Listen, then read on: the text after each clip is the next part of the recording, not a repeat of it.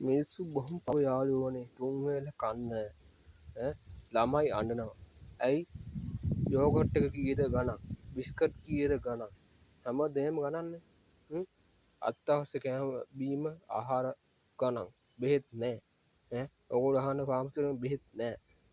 එතකොට මේ ඔව් ඉතින් මේ ආණ්ඩුව කියන්නනේ ඉතින් ඔක්කොටම. හරිද?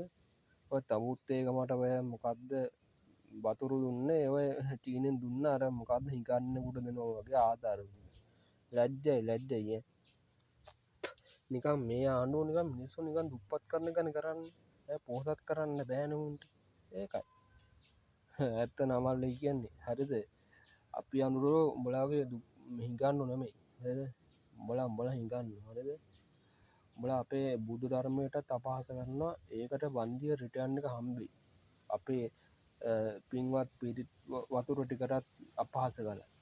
හැබැයි ඕගොල්ලෝ මතක තියාගන්න. ඕගොල්ලෝ පන්සල් යනවා නම් ගිහිල්ලා බෝධි වඳින්න. බෝධි වඳලා පැන් වලින් බෝධිය නාවන්න. ඒක කමන්නේ. හැබැයි මල් පූජා කරන්න එපා. අනුකූල පත්තු කරන්න. කමන්න. පහන් පත්තු කරන්න.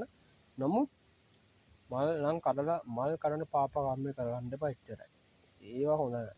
මොකද මල කියන්නේ ළමයා, ගහ කියන්නේ අම්මා. එතකොට අම්මගේ ළමයෙක් වෙන් කරාගේ ඒ හැඟීම තමයි අපි කහකින් මලක් වෙලා ගන්න එක තෙරෙනව නේද මං කියන දේවල් ඔයගොල්ලෝ පිළිගන්න මේ මං කියන දේ වැඩ කරොත් හරියනවා වරදින්නේ නැහැ අපි මේවා කියන්නේ දුටු ටික බලලා දැන් බලන්න අපේ පාස්ට් කින්ස්ලි දැන් එතුමාටත් අපහාස හරියට ආවානේ දැන් බලන්න අන්තිමට එතුමා කියන දේවල් නෙමෙයි මේ වෙන්නේ කියලා මොකද ඒගොල්ලන්ට අනාගතය කියන්න පුළුවන් බලවේගයක් තියෙනවා දැන් ඔයගොල්ලෝ මේ එහෙම බලවේගයක් ඔය පන්සලේ හාමුදුරුවන්ට නැහැ මොකද පන්සලේ හාමුදුරු කියන්නේ ජරා යක්කු ඔය උන්ට දානයක් දෙන්න එපා ඔයගොල්ලෝ ඔය මේ කවුද ඔය පල්ලේකම හේමරතනය ඔය තව ඉන්නවා ඥානසාරය ඉතින් ඒ වගේ මේ කාලගන්න හාමුදුරුවෝ ඉන්නවා මේ කිසි වැඩක් නැති වැඩ ගම්මකට නැති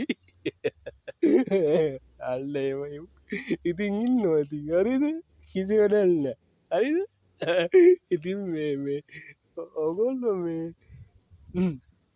උන්ට මේ හාමුදුරුවන්ට දෙන්න පාද්දානේ දෙහෙම ඔගොල්ලෝ දැන් ක්‍රිස්ටින් අය කියන්න මොකක්ද ඕගොල්ලො දීමේ පාක් කරාද ඔගොල හැම දේව දෙනවා ඔගොල්ලන්ට අන්ට මොනවට ලැබෙන්නේ මුකුත් නෑනේ දැන් අර එක කාල කනී කර අපේ රඩුරුවන්ට අපහස කරන්න එක කාලකනී හද යුටුබ්බී ඒ මොකෙද්දිගෙන මන් දන්න හරි අර එක හාල් පාරුවෙක් අපහස කරන්න හාල් පාරු